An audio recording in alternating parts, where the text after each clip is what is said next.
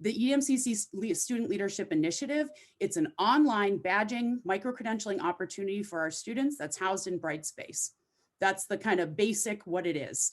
But really, it's a 3-tiered comprehensive leadership training that covers a whole variety of different topics, which I will be kind of touching on a little bit later. And it was developed by a pretty decent sized group of interdisciplinary team of professionals. At EMCC, we had faculty, staff, administrators, we had some student voices in here. So it's been, it's been a really awesome collaborative effort. And so, I mean, that's part of my excitement about this, is just that a lot of us have had our hands in it. And it's exciting to be able to kind of put this forward to folks at this point. So who is it for? Before we get into the details, who is this whole initiative designed for? And just to give a little bit of background, this started when COVID hit, and I was trying to figure out, how do we get TRIO peer mentor training online? Because normally every semester I do about 8 hours of in-person training, and obviously that wasn't an option over the summer and for this fall. So I thought, what do I do? So I started playing around in Brightspace and kind of seeing if there are some capabilities in there that we could put some training.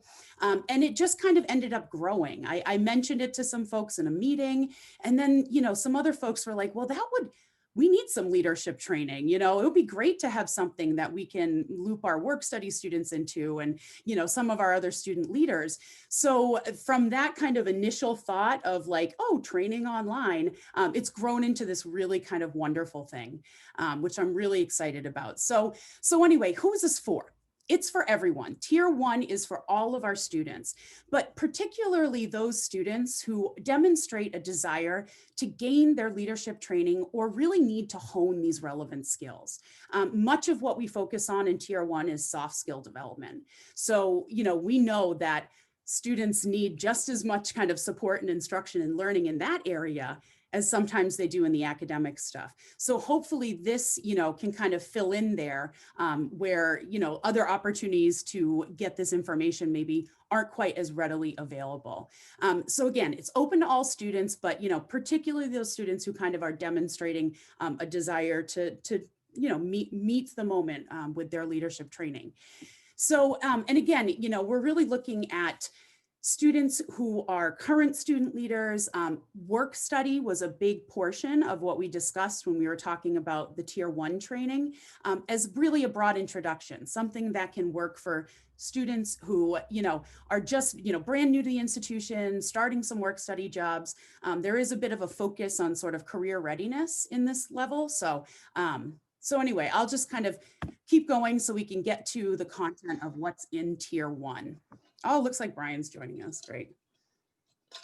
Okay, so Tier 1, as I've said, really, as an overview, it is a broad introduction to leadership development, the first of a 3-tiered training.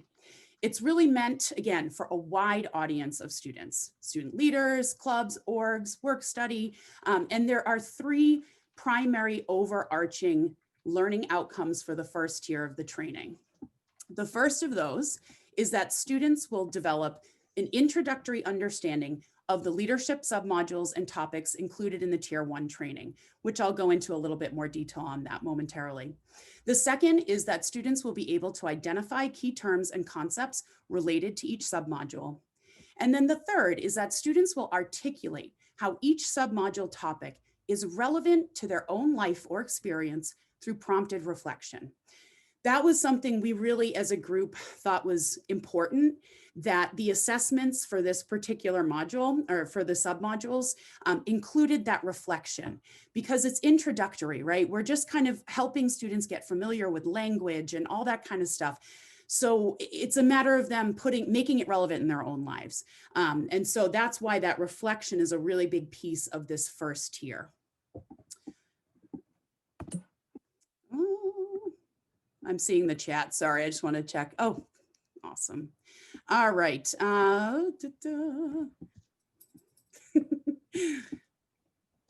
Okay, yeah, we got a couple things happening at the same time today. We've got a town hall happening at 2, and there's a lot going on right now. Anyway, so what are the submodules that I'm talking about here? There are 8 submodules in the training. Those include fundamentals of group participation. So in this submodule, we introduce students to Tuckman's theory of group development and just, provide a little bit of information about how to work in groups, right? Because that's a really critical piece of leadership.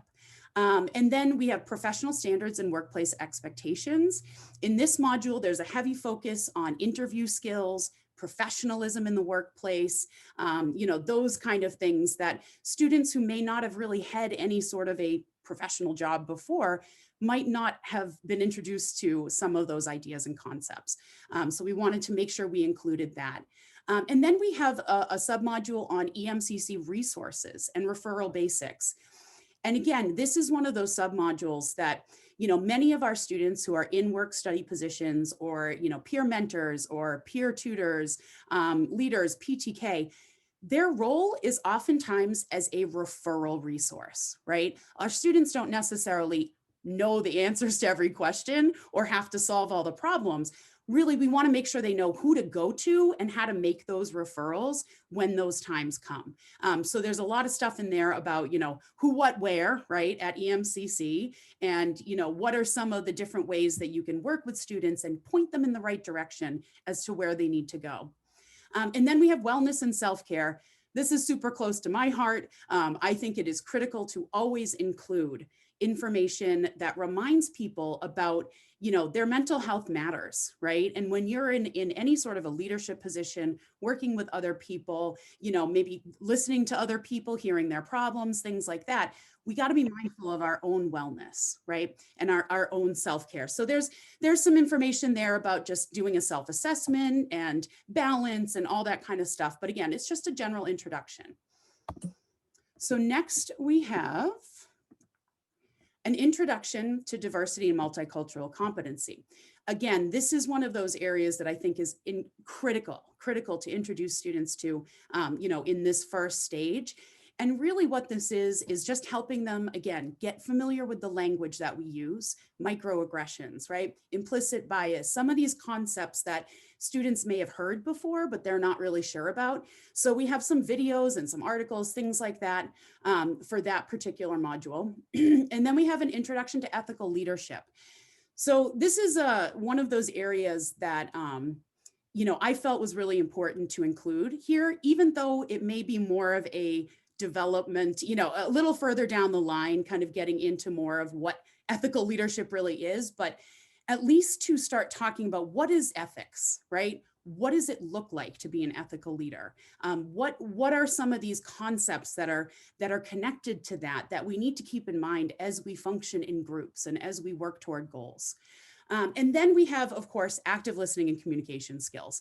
I think everybody can work on this, right? Communication skills are always one of those areas that we all need help in. We all need to kind of, focus on that and become better communicators. So we have some content in there just on things like boundaries, right? How, when you're communicating and developing relationships and active listening, how then do you create boundaries with the folks that you're working with, right? Those kind of topics that maybe students haven't really had to think about before. And then finally, we have FERPA, Title IX, and confidentiality. So this submodule may not be relevant for every single student that decides to take Tier 1. However, keeping in mind that we're kind of trying to loop in like work study students who are working on campus, we felt like it was really important to mention FERPA and Title IX and confidentiality because, as you may know or you may not know. Hi, Bill, how are you? As you may know or not know, our students are required to sign a confidentiality agreement, right? Because they are, just like we have to abide by FERPA laws. And sometimes it's students don't quite understand why that's so important and why that is such a critical piece of even just the onboarding process is, understanding that confidentiality, there are laws, right? There are rules and laws about what we do with information that we have. And when you're in a helping position, when you're in a peer support position, you may be privy to information that you don't have the right to share.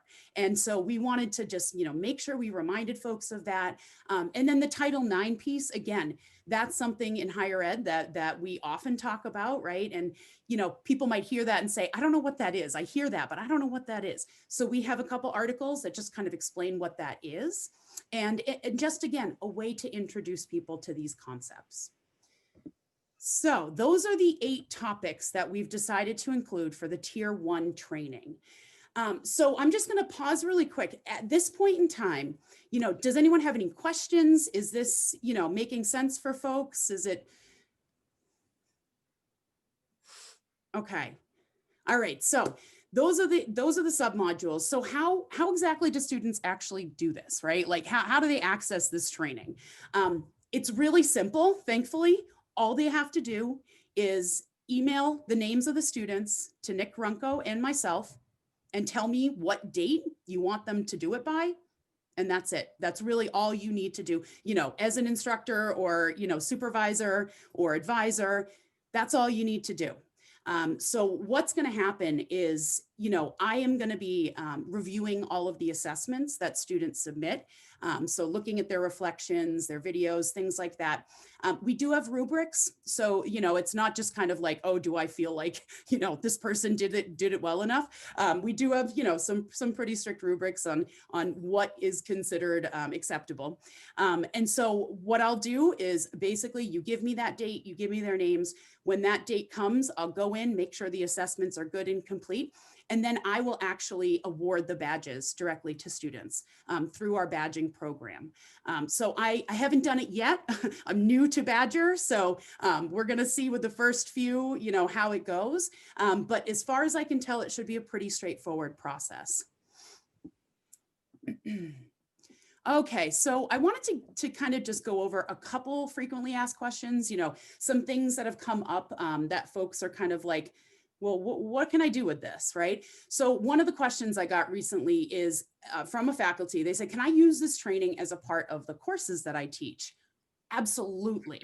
Absolutely. This is really, designed to be integrated, if that's what you want, into your course. It could either be an extra credit assignment built right into the course. Essentially, if you want to do that, if you're interested in sort of making it a part of your course, let me know, reach out. We can kind of work together and talk about, what that might look like.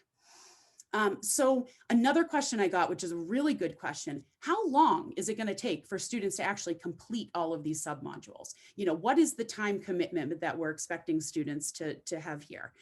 And so, based on some of the feedback I got from students who did some reviewing before this was actually finalized, it sounds like it's about an hour for each submodule.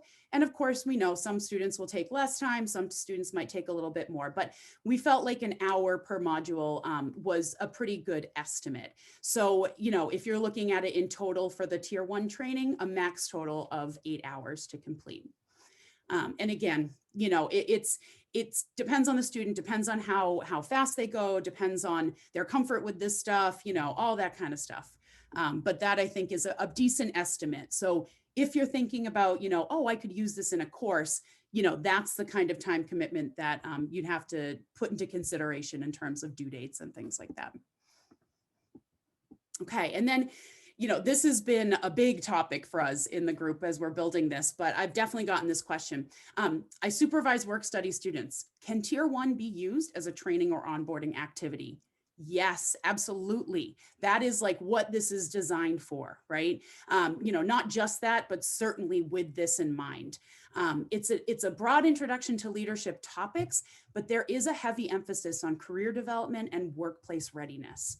So we're really encouraging supervisors across EMCC to integrate this first tier of training into their repertoire as a supplement, to any kind of existing training materials that they might have, or live or in-person learning activities.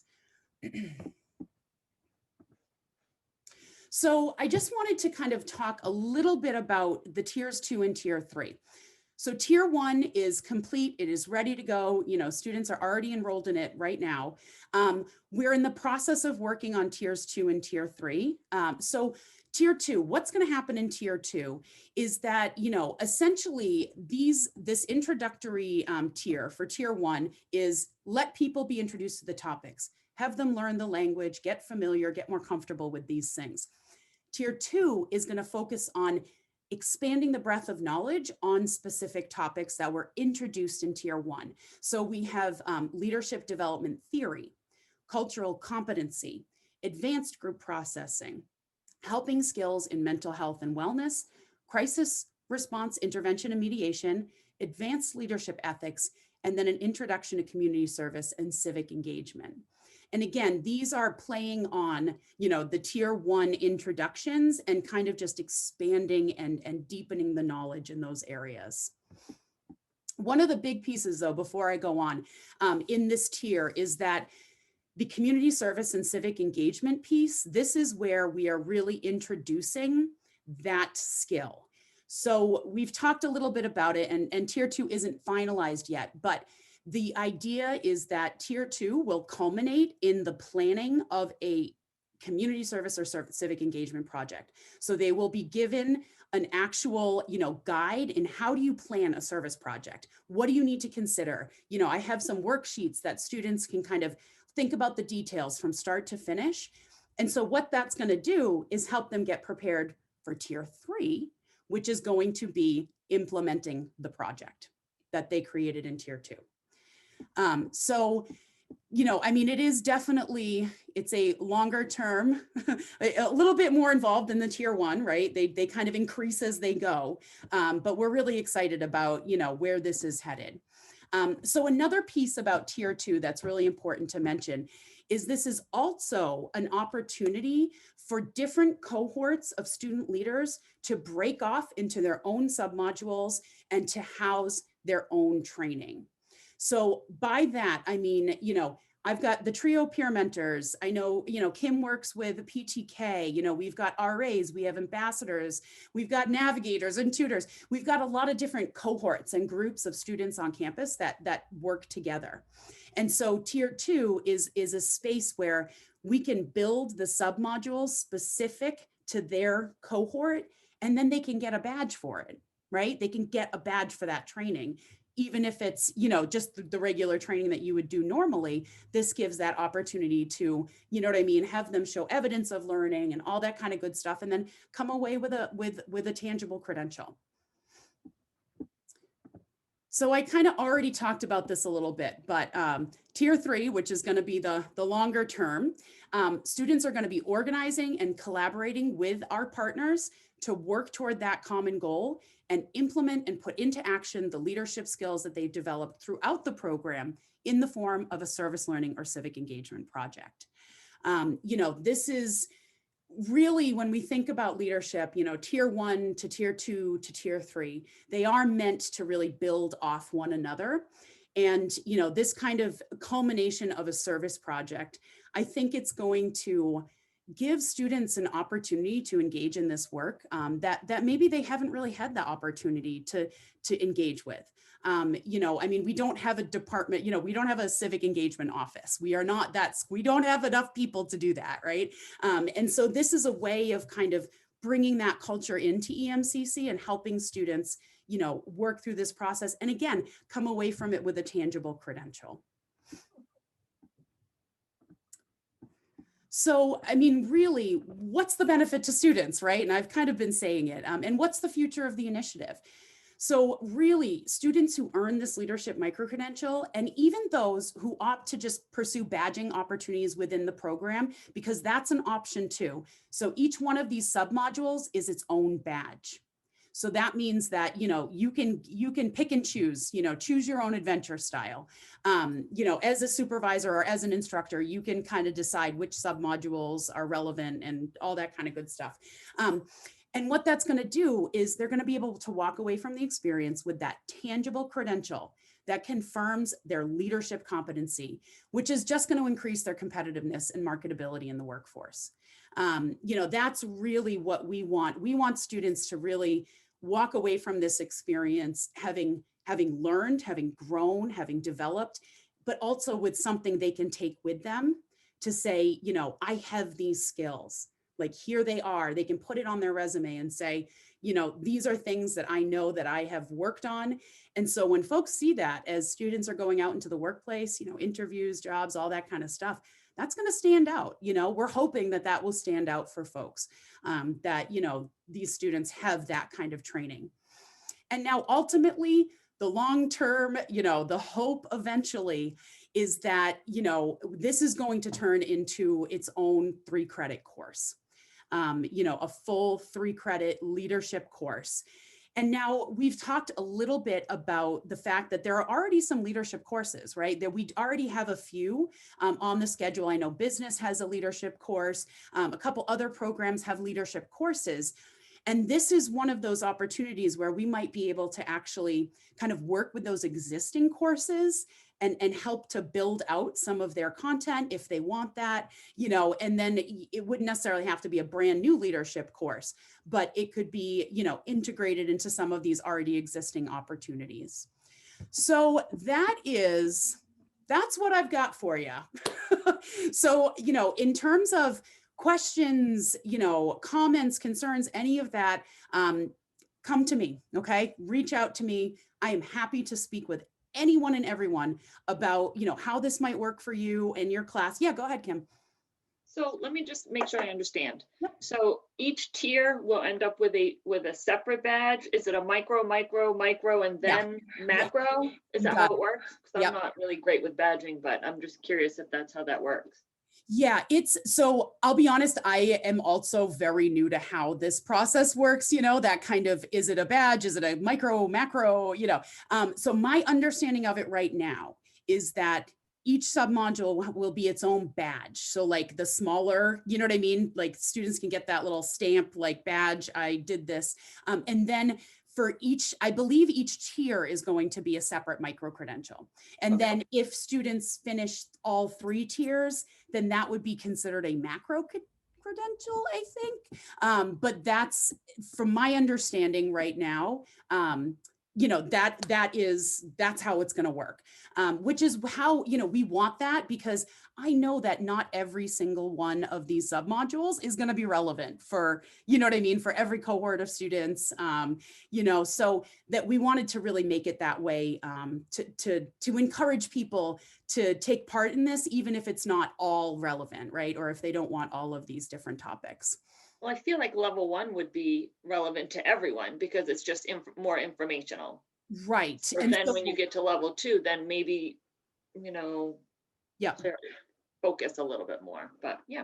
Right. That's more of the choose your own adventure level. Right. And I think, I actually need to clarify with Nick, I'll be honest, to really kind of say, all right, for tier 1, are we doing badges for the separate modules, or are, you know what I mean? Or because I have the capability, I believe, of issuing those separate module badges.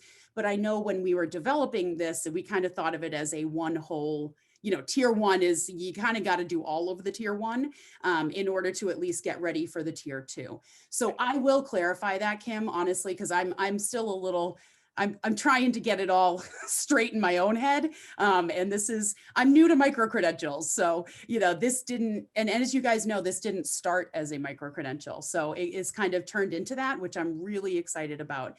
But, I am definitely new to all of this.